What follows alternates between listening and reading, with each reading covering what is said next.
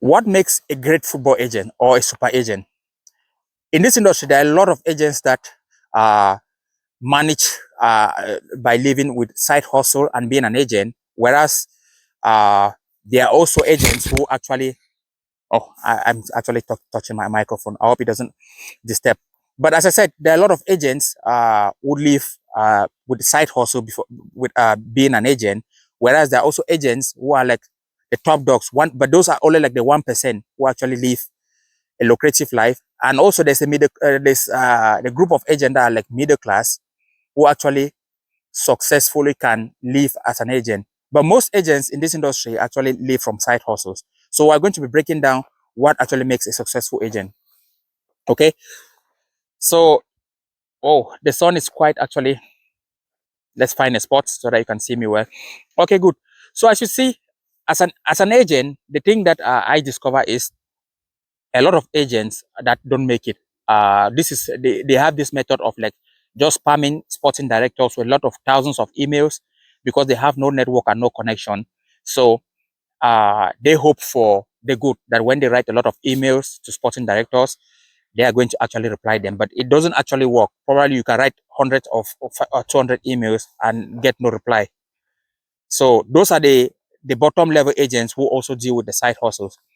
Whereas the middle class agents, the agents who can, let's say, who have one or two players at the top in the industry, they make some money actually because they have two, well, let's say one or two players playing in the Premier League or playing somewhere else.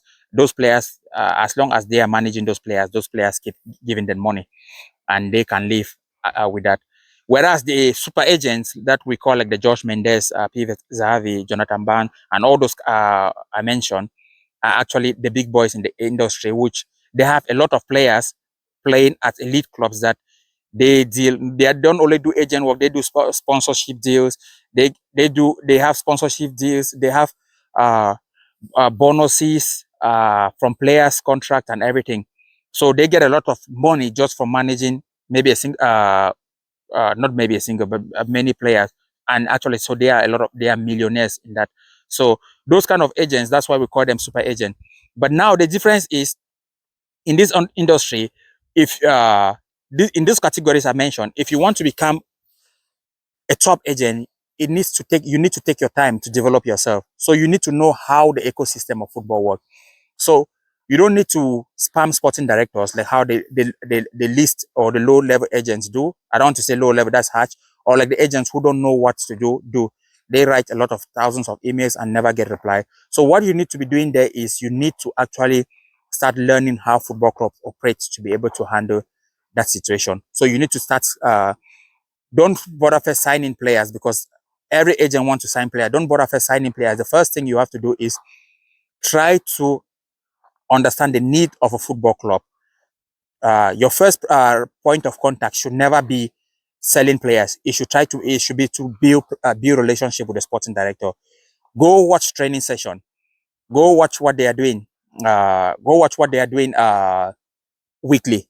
Talk to people there. Be around the area. Build that relationship because this is a relationship business.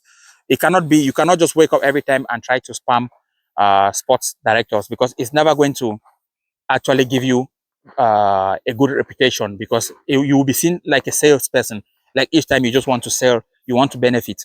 So that's the first thing I'll advise any young agent. I came into the industry 2 years ago, so that's what I'm actually doing, like traveling, building my relationship because I know that it's a long-term game. So that's the first thing you do. Then the next thing is also try to study the finance. Each club you want to work with, you can work with any club, no matter whether the club has a big agent. You just have to study the finances and the transfer of how that club is run.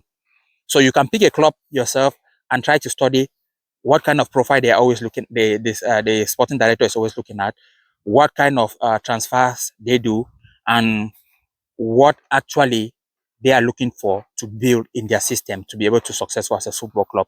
So here, this place is good. Okay, and that is actually the light here is quite nice. So those are the things that you need to. If you just put all these ideas into perspective, you're going to start climbing up the ladder. And then the last thing also is before you give a player to a club, try to be honest and know that that player can. Don't always try to tell false stories to a club, because if you mess up one transfer, that club is not going to work with you. They're going to work with another agent. So those are the things that you can just put IGS if you do. So those are the things that if you really put IGS and you want to work as a football agent, or work as a top agent in future, or build your reputation as an agent, you need to be doing.